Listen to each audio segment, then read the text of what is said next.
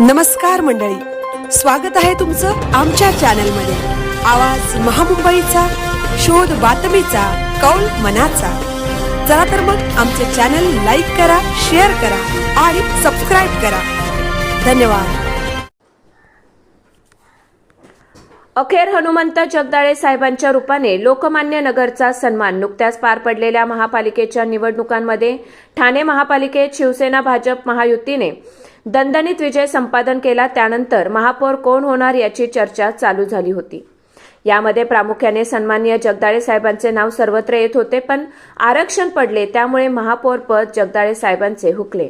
पण ठाणे महापालिकेतील दुसरे महत्त्वाचे पद म्हणजे सभागृह नेतेपद। हे पद महाराष्ट्र राज्याचे उपमुख्यमंत्री तसेच शिवसेनेचे मुख्य नेते सन्माननीय श्री एकनाथ शिंदे साहेबांनी श्री हनुमंत जगदाळे साहेबांना देऊन जगदाळे साहेबांचा तसेच लोकमान्य नगरचा सन्मान केला। खूप प्रतीक्षेनंतर लोकमान्य नगर विभागाला असे मोठेपण भेटले आहे।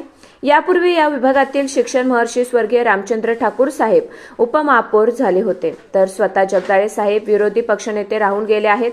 आता सत्तेमध्ये साहेबांची सभागृह नेतेपदी बिनविरोध निवड झाली आहे। याबद्दल त्यांना पुढील वाटचालीसाठी खूप खूप शुभेच्छा। आवाज महामुंबईचा चॅनेलसाठी राकेश सकपाळ, ठाणे।